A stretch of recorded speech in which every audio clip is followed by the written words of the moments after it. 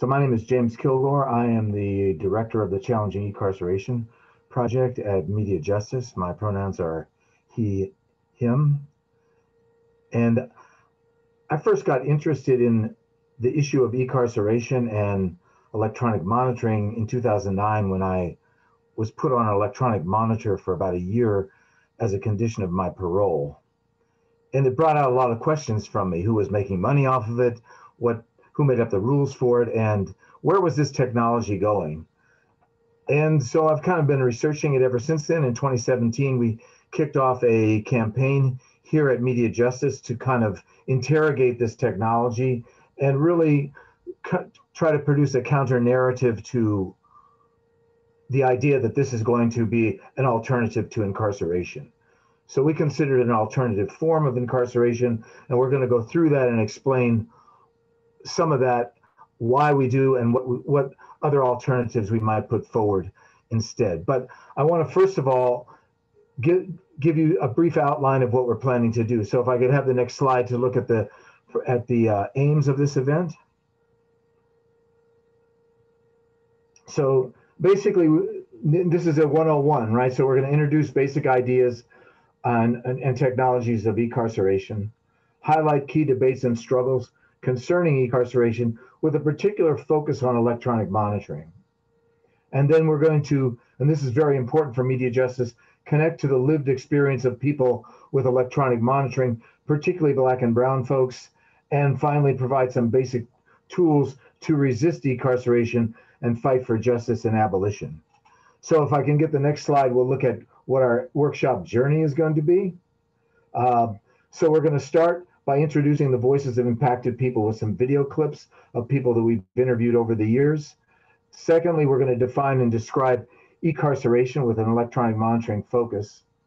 Third, we're going to do a deep dive into the MediaJustice hotspots of electronic monitoring map, which we've just launched recently, which is kind of our database of electronic monitoring, kind of a counter database, if you like, to endless spreadsheets and algorithms and standard deviations and so forth.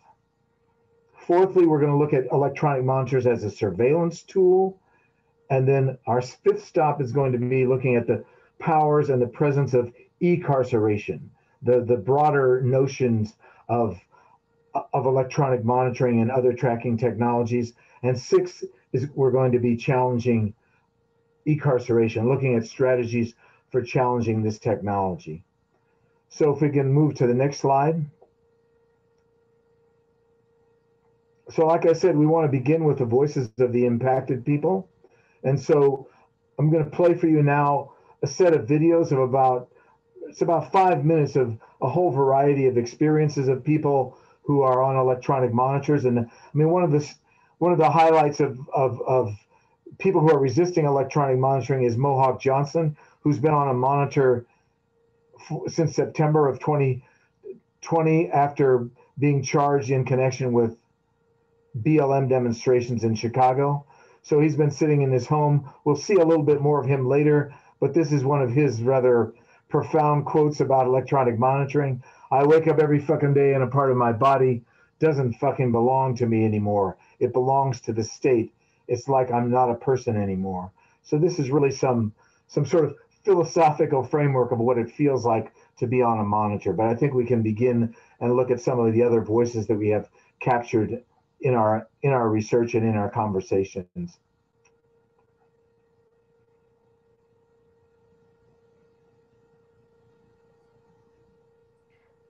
Would you like the video played, James? Sorry, I think before we do that, we need to do introductions. I'm sorry, I skipped over that. So if I can just ask people to do their to introduce in the chat, put their name, organization, and pronouns in the chat, and if you have time, name one thing that helps make us safe. All right, so we'll give you a couple minutes just to put your details in there.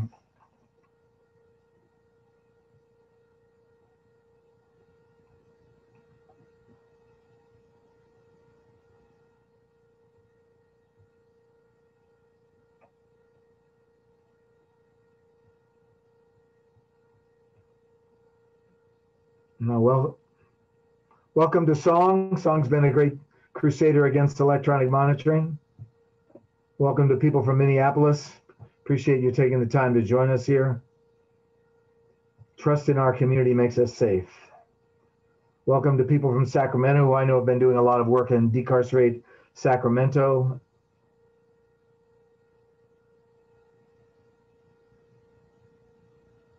Trust seems to be coming in big. Welcome to Expo, Wisconsin, formerly incarcerated folks coming together.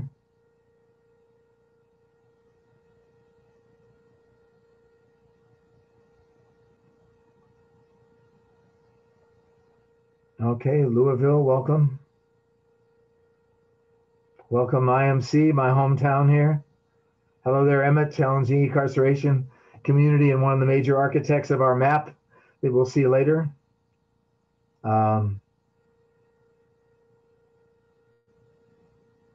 Jobs with justice, yes, yes, yes. Okay, so we have quite a good variety of people from different parts of the country and different struggles. So welcome, welcome. It's great to be with you, and I hope this will be enjoyable for us and for you, and we all learn something together.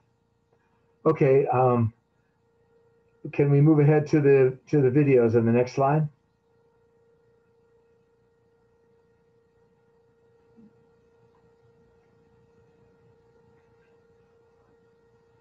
Go ahead and play the videos.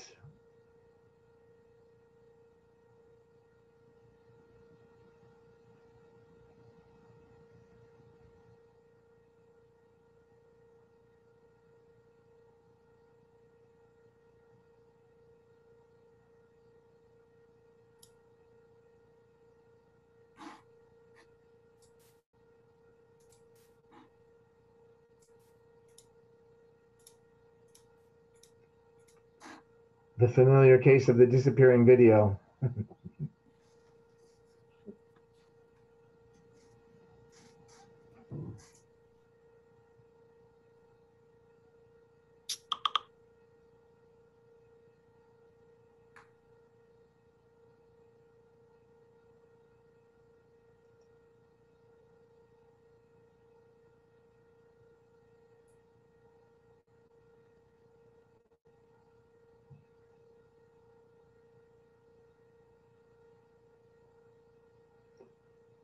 All right, do we want to play around with the video a little bit, and we'll go ahead with this, address what's on this slide, and then we can come back and hopefully play the videos. Is that okay?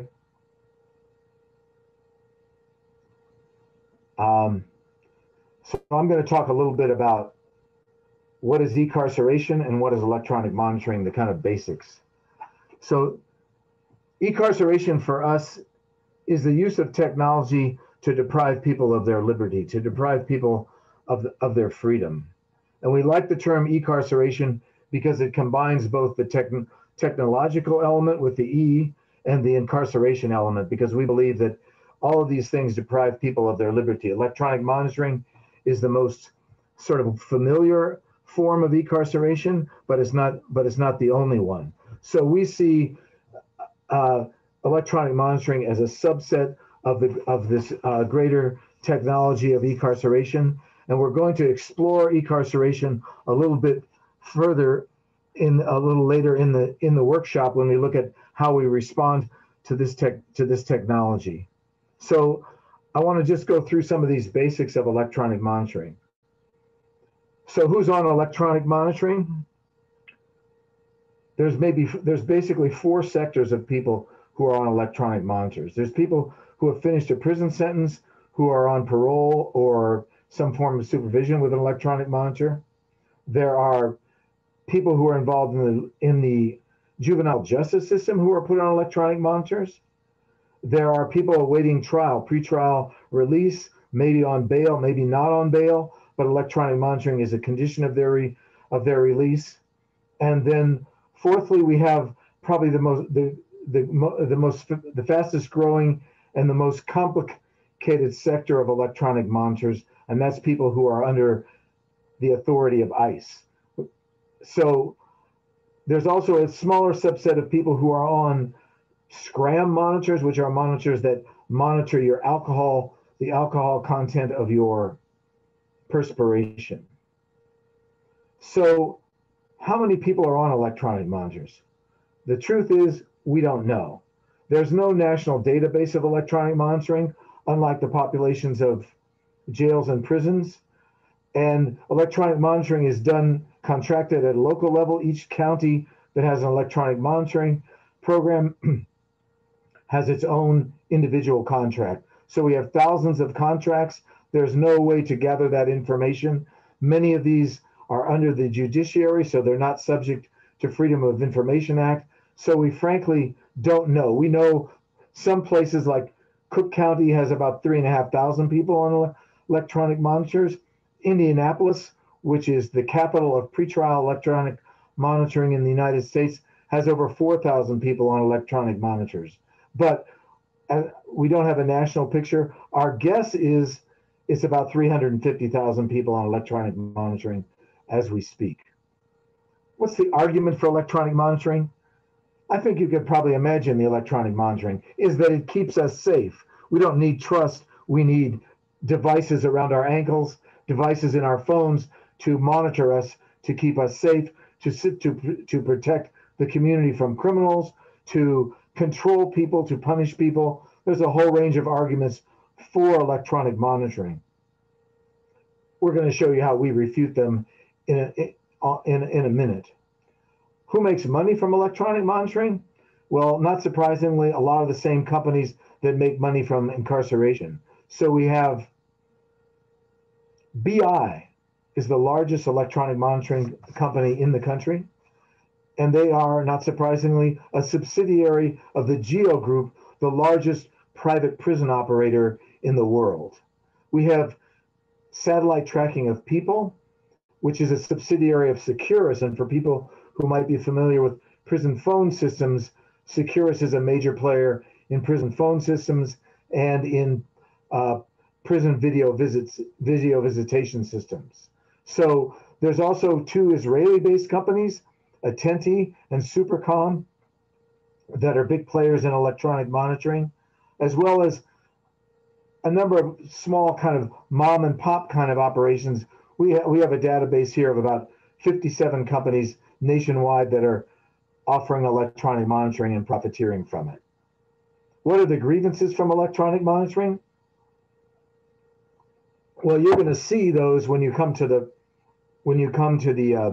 videos, but I think there's two of the most important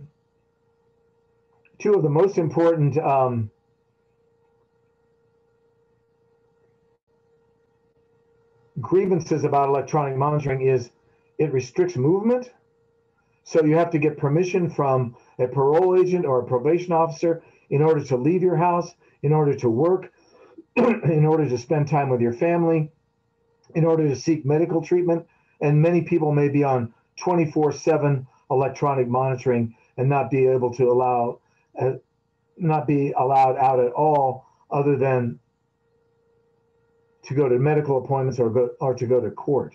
So the lack of movement, but the other big issue is finances.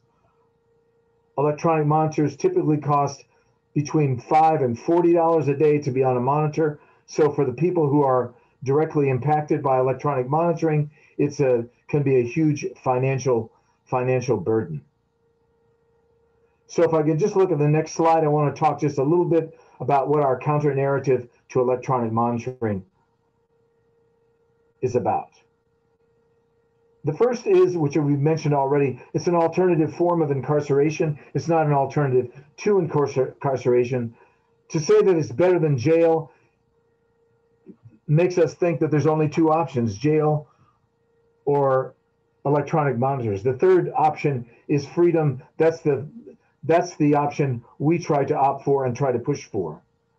It widens the carceral net. It actually increases. More people are now under the control of the state with the growth of electronic monitors. And these devices, now that they have GPS tracking, they're part of the surveillance state.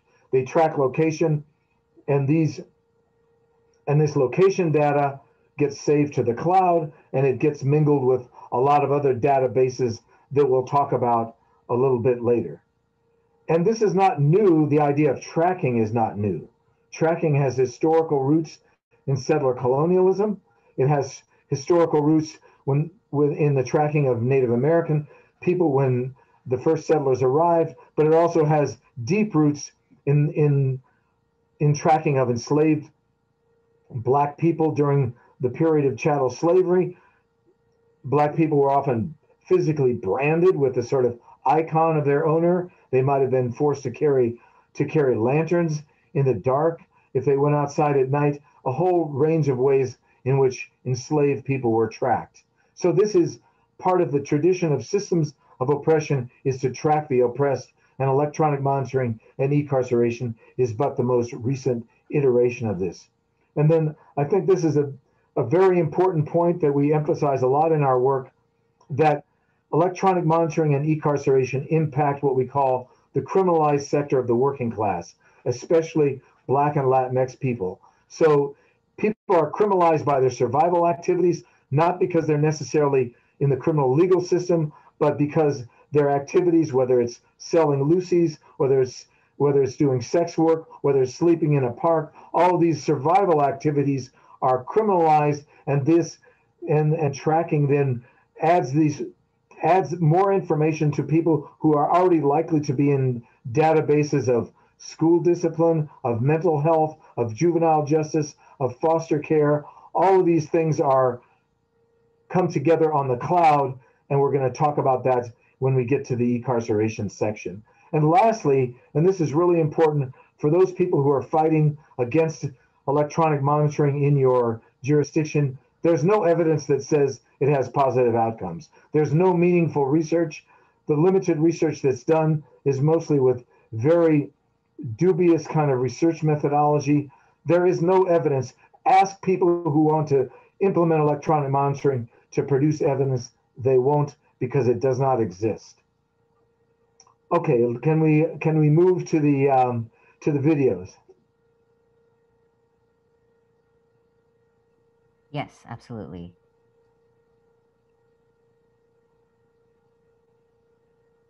Can folks see this? No. Adrian, maybe if you can stop sharing your screen and then just share the... There we go. There you go. Yeah. Folks can see the video? Yeah. Yes. Okay. Yes. And then let me know if you can hear it when I press play. It's just like it's like being locked up, but you pay your own bills, right? Maybe. So you get to feed yourself.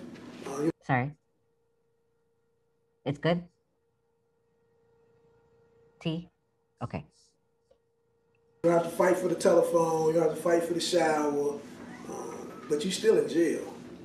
So not just you, but your family. And people say, well, you're lucky to be out.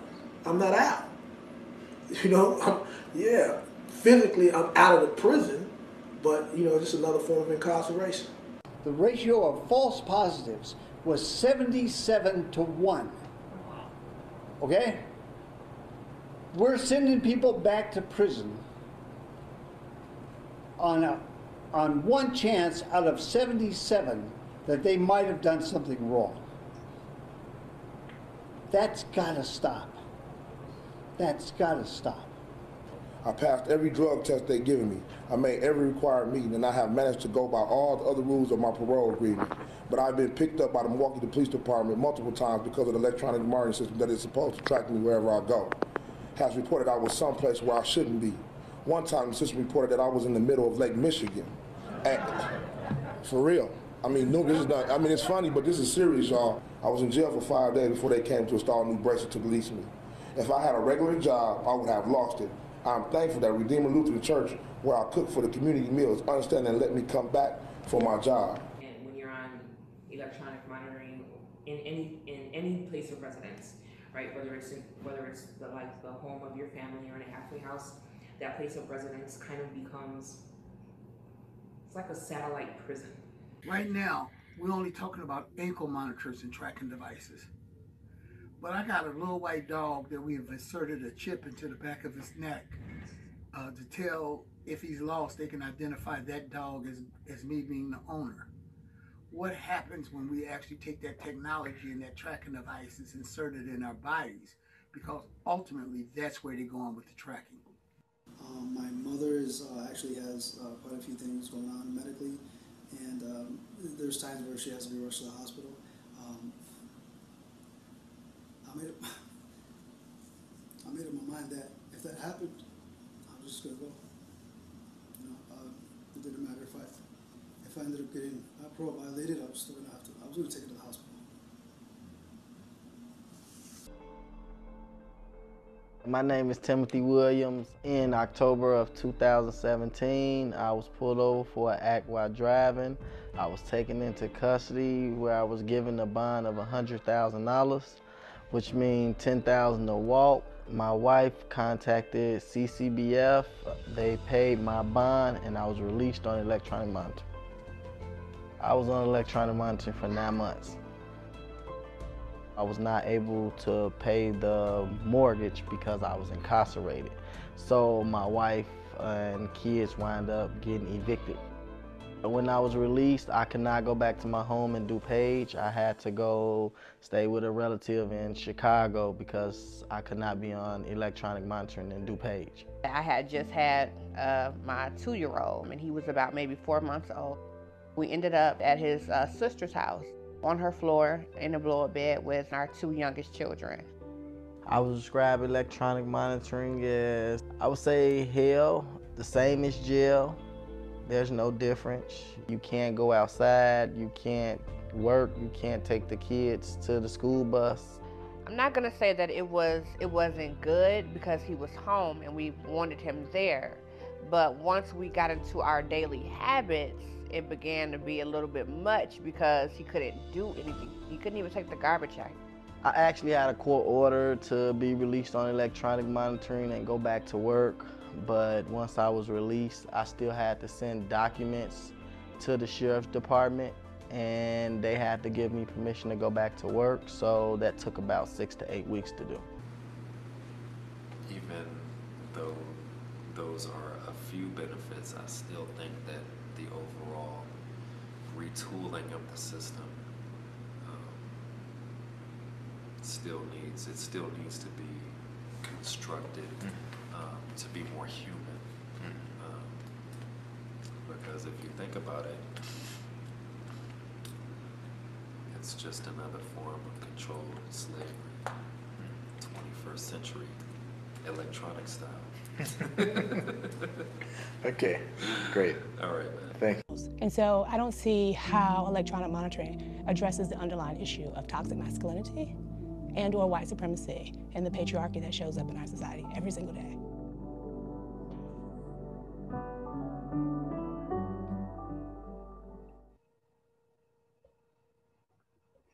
Okay, thanks very much, Jelani, for the video. And I'd just like to get a few responses from people. What stood out? Was there anything that surprised you? Literal chattel slavery? Feel free to put in the chat or raise your hand if you want to add something. Any surprises that people found from seeing things in the video?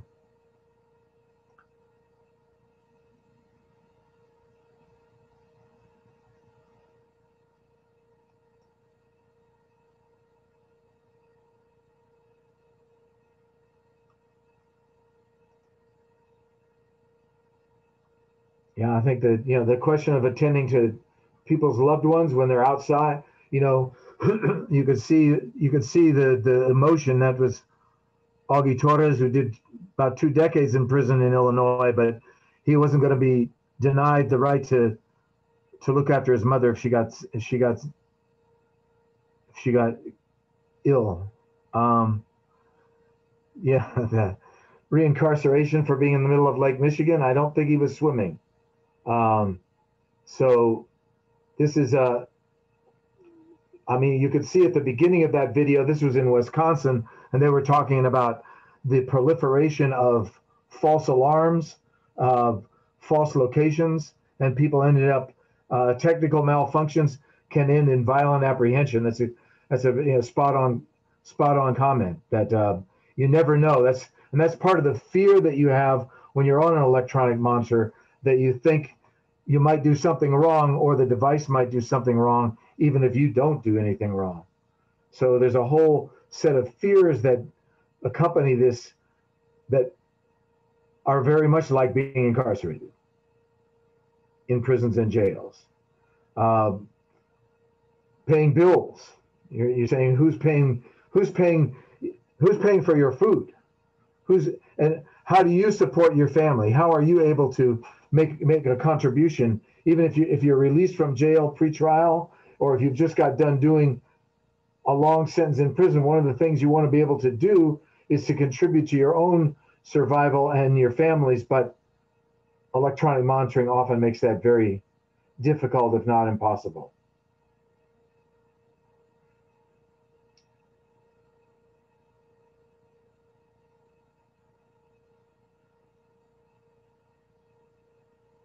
Okay. Well, thanks very much for your comments. I mean, I hope these videos at least give you, I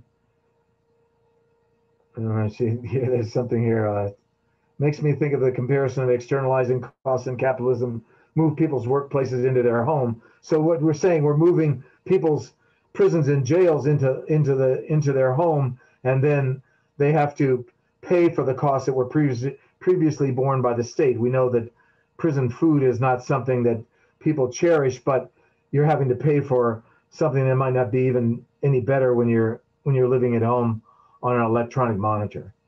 So I thank people for those comments. I hope it helps people get your head around what it means to be on an electronic monitor and why we emphasize the fact that this is a punitive technology, that is an alternative form of incarceration,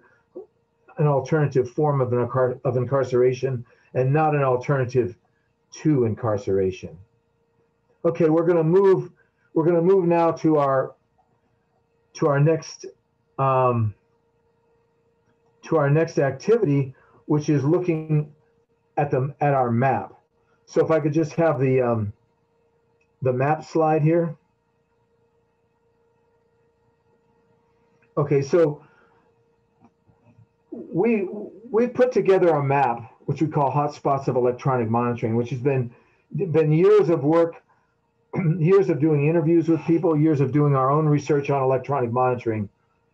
As I said, recognizing that we weren't going to be able to compile the perfect database, with spreadsheets and all the machinations of algorithms and statistics, but we could create a living kind of document that would represent those stories and the data that goes along with them.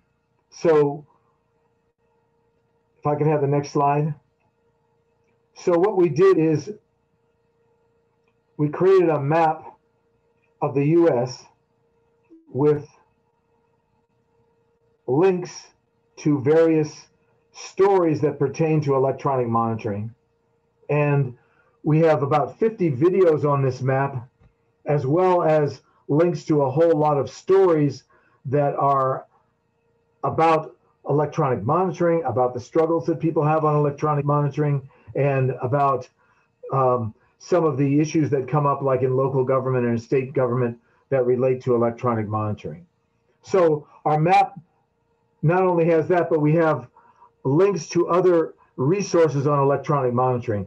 So we have links to our bibliography of electronic monitoring research in relationship to COVID-19. We have a bibliography of the works of MediaJustice on electronic monitoring. We have about 30 blogs, along with several research papers looking at some of the reasons why to oppose the use of electronic monitoring. We have a database of electronic monitoring companies, their location, their websites, and so forth. And then we also have a request form where you can put in your own story into our map, and we can add it to the map. So you can put in your individual story, a story in your community, an issue that's of interest to you that you think should be included in the map. You can fill in this Google form, and we will then record that data and find a way to capture it on our map. And you'll see when we go back to the map now how that will look. So what you can do here first of all, if we scroll to the bottom, you see that we can filter we have a number of filters on the map that relate to the different issues that pertain to electronic monitoring or the different sets of people that are on electronic monitoring. So we have post-prison, we have pretrial, we have youth justice, we have new technologies, we have immigration. So let's say you want to look at pretrial. If you unclick everything except pretrial, then all of the states that are dark have stories about pretrial electronic monitoring. So if we, for instance, click on Missouri,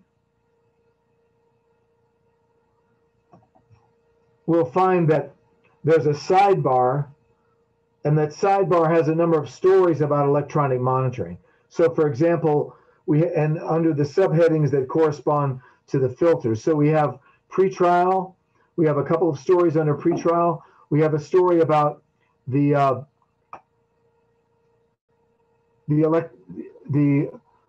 Eastern Missouri Alternative Sentencing Program, which sounds like a wonderful thing, but it's actually an electronic monitoring company that's sucking money out of people. So if you want to just click on that story, Adrian, we can just have a quick look at that. So you can pull up these kinds of stories about what's really happening with electronic monitoring and how it's impacting people in communities. If we go back to the Missouri, we can also click on the video there, and we'll listen to a little bit of Ariana and her experience of being on an electronic monitor pretrial in Missouri.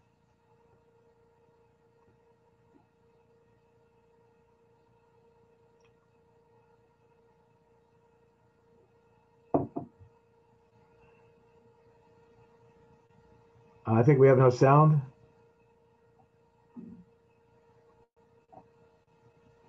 So sorry about that. All right, here we go one more time. First, I'm going to say my name is Ariana, and I'm 22 years old, and I can be really, really shy sometimes, but I am like a big ball of energy. Like, I'm always somewhere hopping and bopping.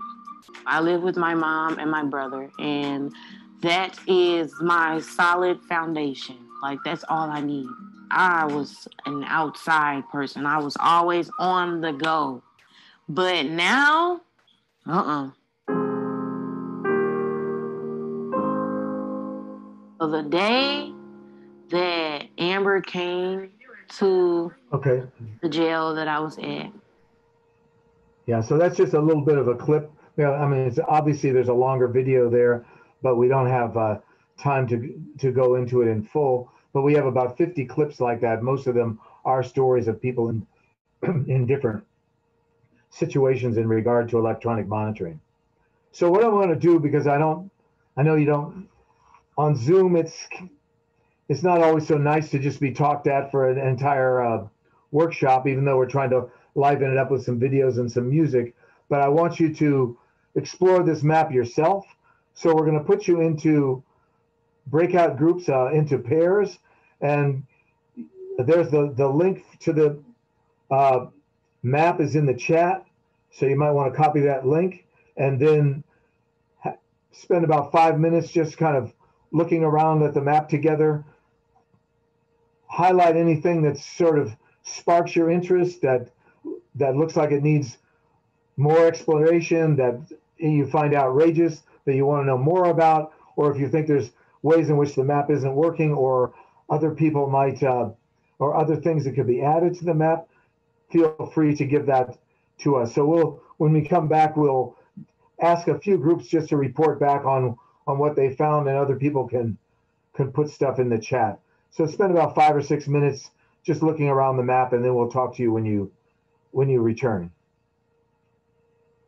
I'm just interested in getting a few responses from the map. Did anyone find anything that they found particularly striking, interesting, unusual, outrageous that they'd like to share?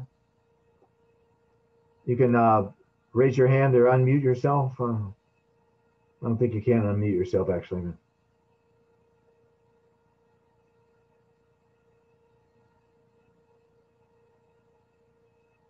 Do we have any volunteers here? I can. Hi, James. I can go. Thank you, Evelyn. Thank you. Okay. Hi, everybody. Well, we didn't get into much discussion. It was so brief. But we, in my group, we were talking about how it would be interesting to know the different types of technologies that are used in different states. And I was kind of curious, just looking at the map, and then I was looking at like what the states are, because there's this area on the like center west coast of the country, right? There's these states that aren't like, when you select all of the categories, immigration laws, all those things on the website, there's states that don't seem to have any of those things. And so I'm kind of curious about why that chunk of states in the US are kind of untouched so far by these e-carceration techniques. And so that was a couple of takeaways.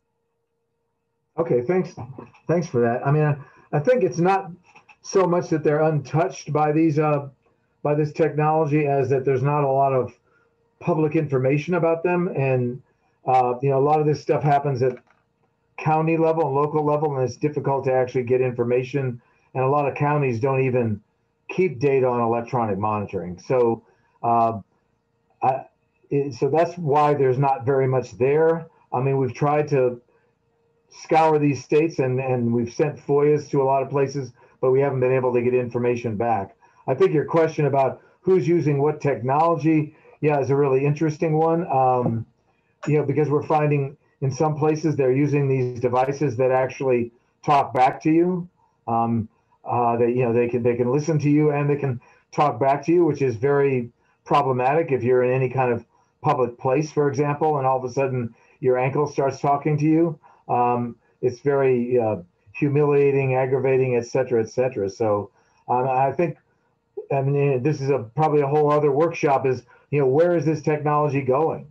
I mean, what other data is it going to be able to capture? Is it going to be in watches? We saw Dorsey Nunn in that video talking about the chip in his dog. So is that one of the places where we're headed with this kind of technology? That's a good question. I can chime in as well.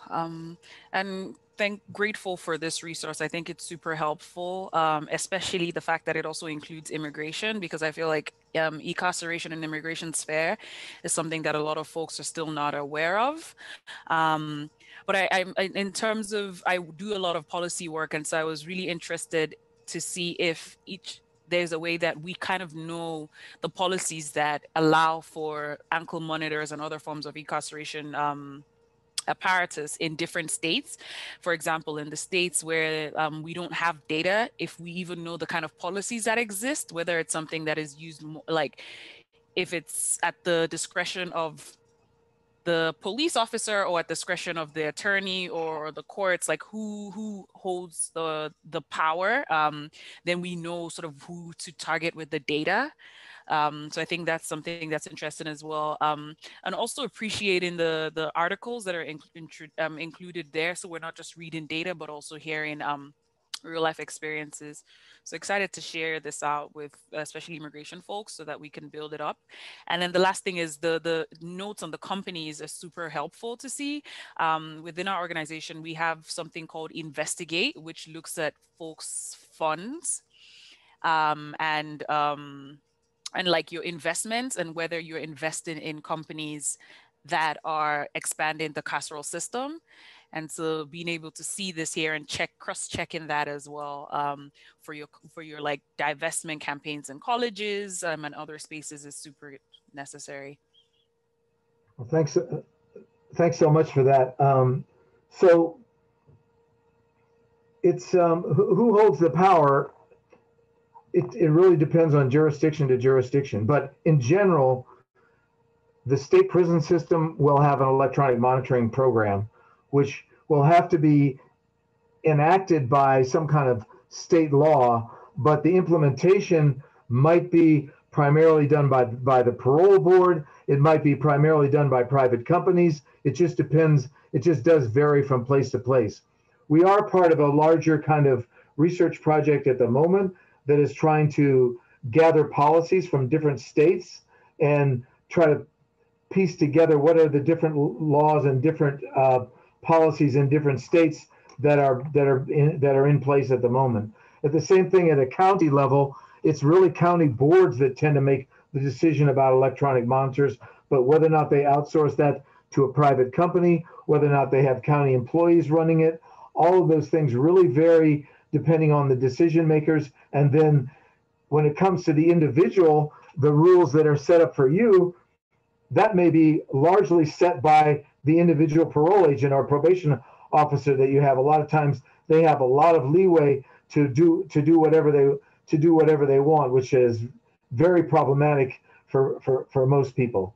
And I do want to thank you also for connecting up with immigration. It's one of the things we try to do in our work is to bridge the different sectors that are impacted by electronic monitoring and e-carceration. We know that many people who work in either the immigration space or in the mass incarceration space often don't recognize the parallels and the similarities and the same players who are impacting their struggles, and we need to be able to come together and push back and have a broader front against that. I mean, particularly if you look at BI, for example, BI is a company that is the biggest electronic monitoring company in the country, but it also has the contract with ICE to monitor virtually all the people who are under ICE electronic monitoring, somewhere around 50,000 people. So there's lots of connections that we can build on. And I'm sorry we didn't have longer to engage with the map, but we're just trying to give you a taste of it. And I hope I'm hoping that people will follow up and look at it and also share information with us and fill in some of those blank spaces that Evelyn talked about in the map. We really appreciate that. Okay, I think we're good. I see we have a lot of messages here. James, somebody was raising their hand earlier. Okay, let's have one. I'll have one more hand here, and then we'll have to move on. So, who's the hand? Who's the hand? Where's the hand here? That was Evelyn. Hi, good afternoon, everybody. My name's Evelyn. I'm a DBB fellow with Courage. I just wanted to mention, just like everybody else was mentioning, I really like the fact that there's specific topics and you can just like check the boxes and get to the specific one that you like. I also liked, like the last speaker was just saying, how you were able to see like the specific companies and who like they've contracted with. For example, I think I clicked on Colorado's and I learned that it said that Boulder's the headquarters of BI Incorporated and that BI contracted with US Immigration. That's just like a really important fact. I really appreciate, like she said as well, how it's real stories from people that have actually been impacted by EM, because I think that's important, right? We can't just have people giving stories about what they think it's doing, you know, or the harm they think it's doing to people. We have to actually have real stories from real people that have actually been through it. So I just appreciate the whole website as a whole. And I'm definitely interested on giving my story and being a youth on EM multiple times in California. So that's fantastic. Thank you so much for that. There's been a fair amount of research done on youth EM in California, but I don't think it's really captured a lot of the voice of people who are directly impacted. And obviously a lot of times youth aren't really in a position to come forward and talk about their experience because they're more vulnerable than adults. So we'd really appreciate having that added on. And I see somebody talking about Shadow Track as one of these companies. It's a new app, and I think they had thousands of people in Virginia. Something like 11,000 people were on Shadow Track in Virginia during the pandemic. So I mean, I'm just add the point that the pandemic has been a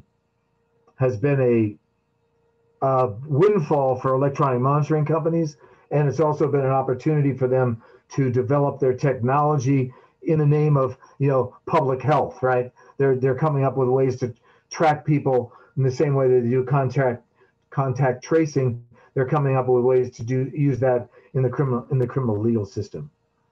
Okay, well, I'm sorry we don't have more time, but I really appreciate what people have offered here, and I hope we can connect up. I hope people will share stories, and we'll also maybe have an opportunity to have conversations with you more one-on-one. Maybe even we'll get to see you in person sometime rather than behind some dark square where we don't know what's going on, but we try our best to cope with it all, right?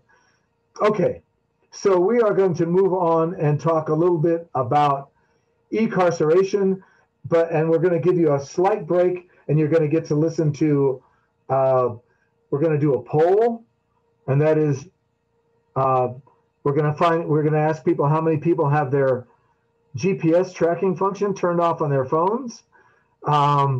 And we also are going to give you a minute of Mohawk Johnson, which I'm sure people will appreciate.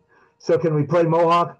And while people can answer yes or no, or I don't know, there we go. There's the poll.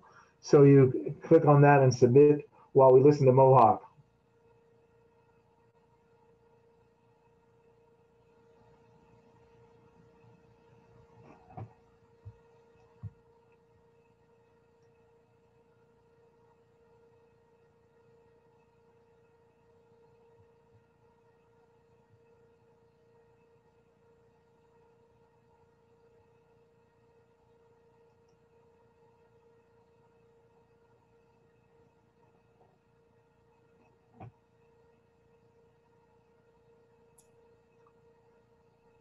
I don't think we have sound.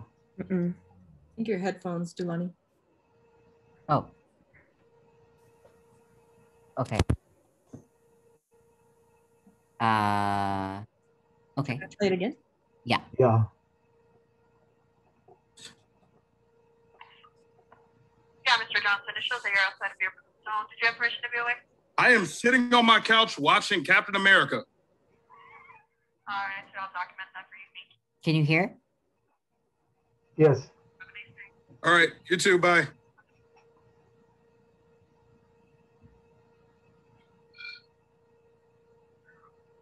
What the fuck? Y'all see the TV? I got Jake with me. I was playing Yu-Gi-Oh! Duel Links. This Captain America Winter Soldier. Play the movie so they can see that I was telling the truth about what movie I was playing. Captain America Winter Soldier. Y'all see that shit? I ain't told not one lie. I ain't told not one lie this entire fucking time. Not one. Here we go. Boom, boom, boom. And look at this, y'all. Look at this. Turn the light on for this shit. This is the beacon that I've been waiting months for that seems to not fucking work. Here we go. I'm in my fucking house. I don't know what the fuck else I can do.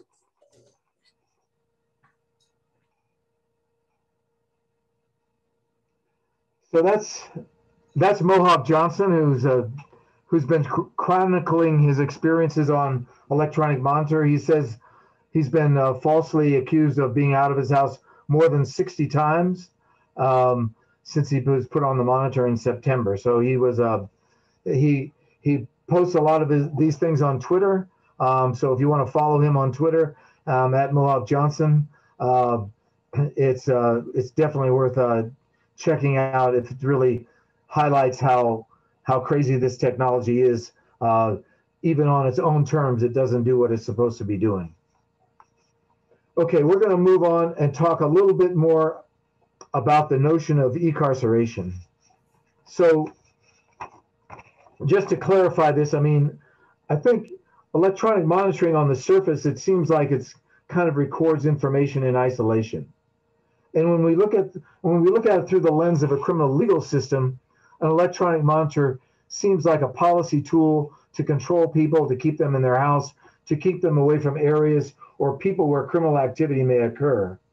Or maybe it's just simply a way of inflicting punishment on people much in the same way as a jail. But if we look at it through a different lens, the wider lens of e-carceration, the use of technology to deprive people of their liberty, when we use this lens, we find an electronic monitor is one of many devices that gather data from our daily lives. In the present system, that data is weaponized and commodified.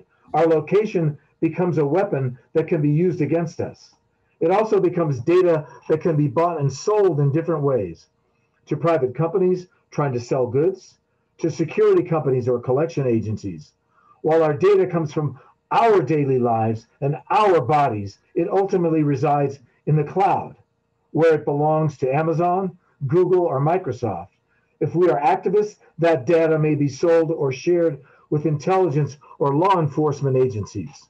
And in the future, that data may also be made into investment vehicles, enabling people to buy and sell our data, much like the buying and selling of derivatives in the financial markets.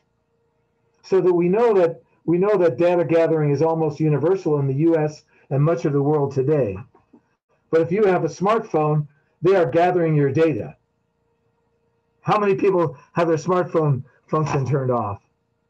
Do we have any results from our poll? Yeah, are you able to, oh wait, here, let me share it. There you go. Are you able to see it? Yeah, so 38% is no, 33% is yes, and 29% fall, no offense, in the most dubious category of not knowing whether it's on or off. So in a workshop on e-carceration, let's hope if one thing comes out of this, we'll at least be thinking about whether or not our phones are on, or GPS function is on or off.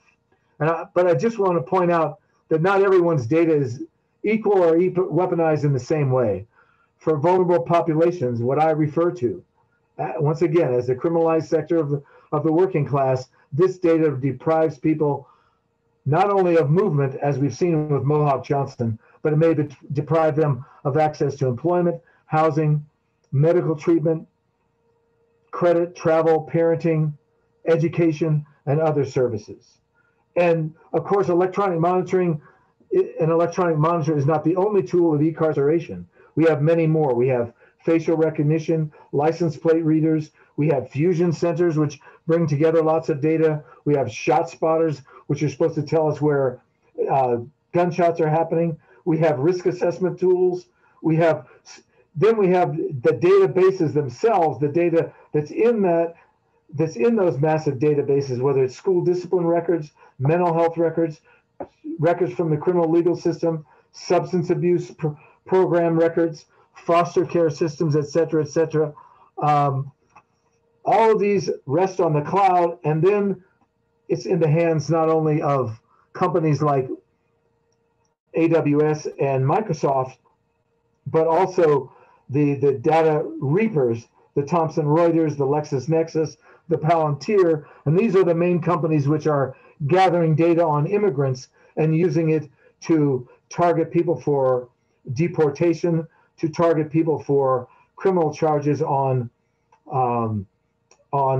immigration violations. And I want to just highlight one example of how this works in immigration and then kind of move into some discussion. So in Mississippi in August of 2019, there was a massive factory raid on poultry factories where many immigrants were working. And something like 600 ICE agents showed up and took away about a similar number of immigrants who are working in these poultry plants. And one of the ways they tracked people to these plants was by looking at the GPS devices that were put on them by ICE in order to see who was working at the plants, what their immigration status was, what their work permit status was, and so forth. So this is a way that these databases connect across different government agencies to criminalize people and to punish them. So we have to begin to use our imagination about how this might impact us.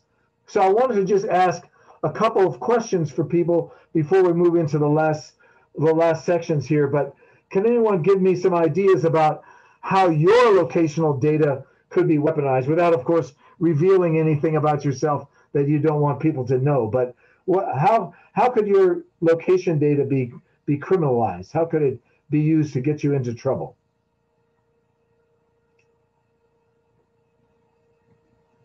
You can share with hands or in the chat, whatever works. We have a whole pile of messages here.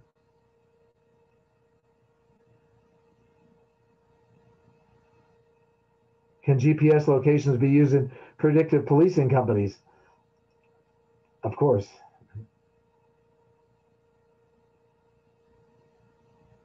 Could lead to further surveillance of local Muslim communities. Mm-hmm.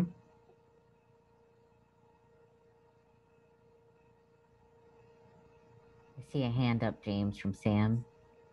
Okay, go ahead.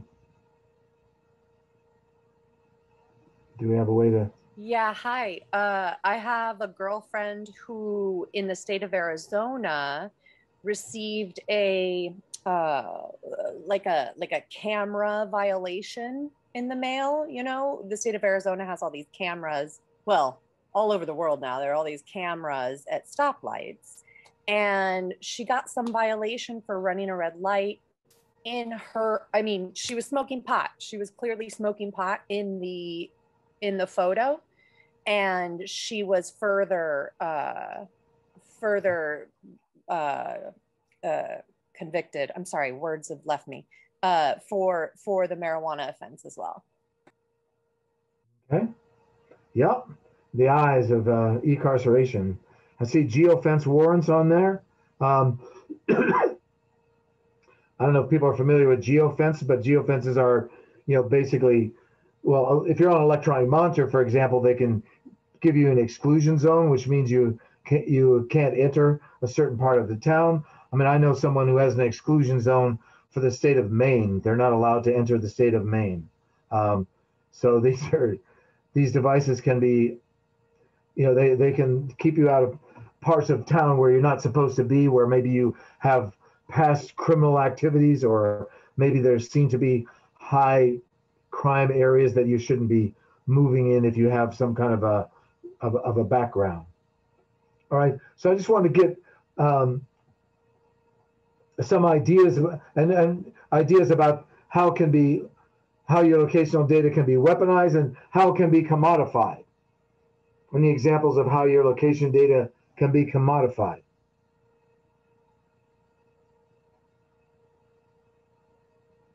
Bought and sold.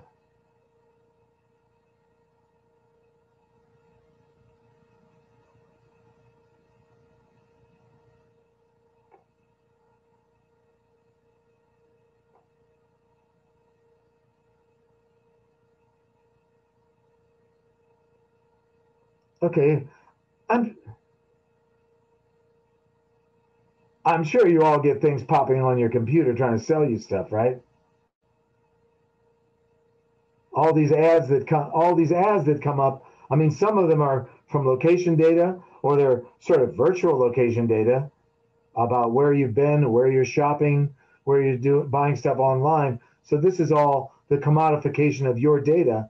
And how does it get to you? Somebody's buying access to that data in order to be able to then, research it, recycle it to you in order to look for potential customers. But I see people are looking a lot about thumbprint scans, retinal scans, facial recognition to open your smartphone. So these are all ways we're surrendering what we call biometrics, data that comes from our bodies that should belong to us, that we're surrendering one way or another, because either for convenience, or because somebody just tells us it's a good idea, and we're not really thinking about what, yes, Fitbits, what does that data tell them about us, and how can that make us vulnerable?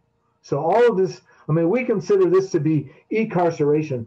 We want to look at these things through a broad lens, and not through just the lens of an ankle monitor, because we think this technology is growing, both in its capacity and in the net of people that are inside that are captured by this technology. So I want to wind us down here by just talking. We don't want to leave on notes of despair, right? We want to leave on notes of hope. We want to leave on notes of what can we do to resist e-carceration.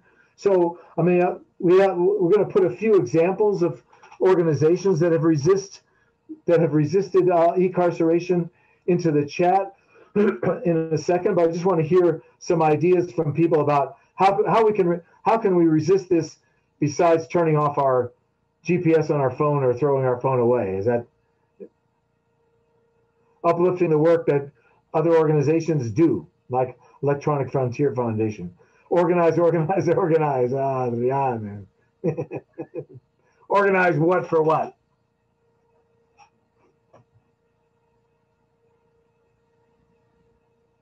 Any other I just want to chant, man. All right. Well, we can get there. We'll get there. Any other ideas on how we resist this stuff? Try and get cities and states to ban the use of e-carceration tools. So good. We've had a number of jurisdictions that have opted to ban or at least restrict the use of facial recognition. So that's one piece. We put forward a law in Illinois in 2019 to ban the use of electronic monitors for people coming out of prison. It managed to pass the House, and then COVID came, and it kind of disappeared. But that was something that was useful for us as an educational tool. Be vigilant with your data. Educate yourself on how to limit leaky points of contact in your personal metadata. Leaky points of contact. Who are we leaking to? The people that are watching us, huh? The people who are poised to either prosecute or profit. Airdrops, okay.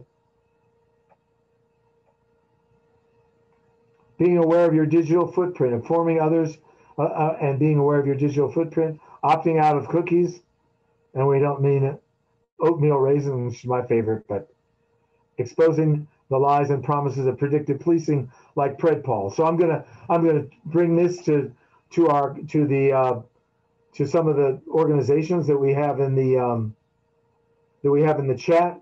So Stop LAPD Spying Coalition has done a lot of work against predictive policing, and they in fact got one of the key companies, Palantir, to have their contract severed by Los Angeles, and they were using a lot of predictive policing technology there. They have a wonderful set of, if you have a lot of time to be on Zoom, they've been doing weekly webinars on issues related to e-carceration and the surveillance state really since the beginning of the pandemic. So if you really have some time, you need to check out their webinars because they're really fantastic, but there's about 60 or 70 of them. So, you can set aside a couple days to binge watch LAPD spying, Stop LAPD Spying's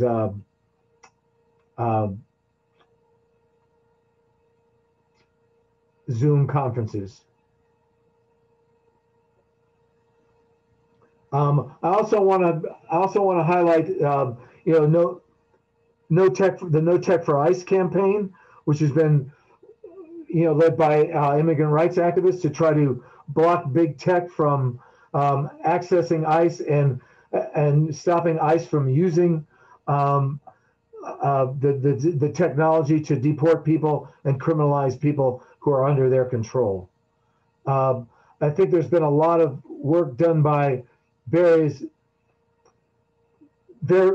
organizations working against cash bail and against local jail building. So the No New SF Jails Coalition is one, and then we also have a national organization, the National Bail Fund Network, which is a network of bail funds across the country, which has been doing a lot of work on looking at the ways in which eliminating cash bail may open up the opportunity for the expansion of electronic monitors. So this is part of the politics of organizing these campaigns. Be aware of what you're asking for. Beware of what does victory mean. What are the complications that come with victory? Before we celebrate, I can remember celebrating where I live in Champaign, celebrating the fact that we stopped the jail building, and then the next week we came back and there was another proposal to build the jail. So premature celebration can be fun, but it can be dangerous. We have to be thinking about what are the implications of winning on certain kinds of demands, because in the long run, some reforms may take us backwards or sideways rather than forward. Okay, we're winding down. We have about 5 minutes left. We really appreciate people hanging on, and sharing your experiences. I'm hoping that at some point we can have a workshop like this in people's hometowns, home spaces. And oh, we can't copy and do you want some paste time, some copy time at the end here? But I just want to hear if anyone wants to. We want to just talk a little bit about things that we have upcoming. I'm just asking people to remember to send your information to us so we can put it on the map, whether it's your story, whether it's your organization. Also, you can join our listserv. You can reach out to me at that's James at MediaJustice.org to be put on our email, our listserv. It's not one of those heavy traffic ones, but it should give you some interesting information.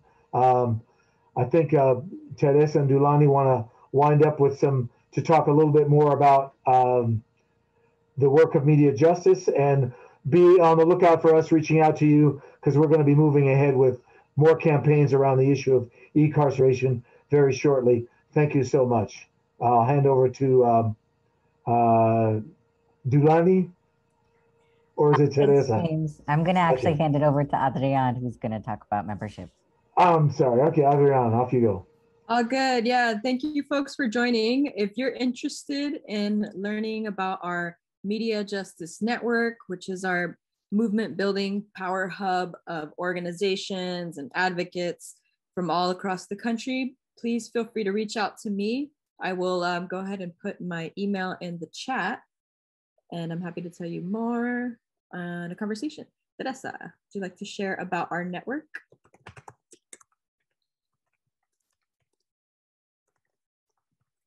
Hearing none? Okay, cool.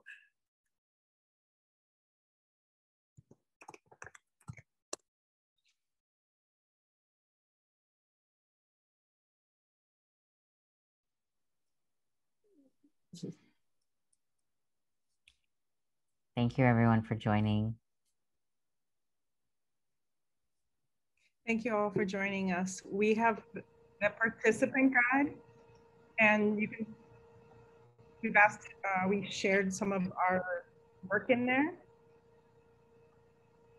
So please feel free to add any resources you have there to share with others. And if you have any feedback for us on any of our workshops, we welcome that as well. Absolutely, we'd love to hear from you. Any comments on the workshop? And I want to just say that we are now. You can remember this as a workshop that finished 2 minutes early, so we're giving you back 2 minutes. Thank you very much for giving us an hour and 28 minutes of your time. So we have a great debt to you now. We pay back. We make a down payment of 2 minutes, and we'll owe you the rest some other time. Thank you so much. And you can hang around and chat for a minute if you feel like it.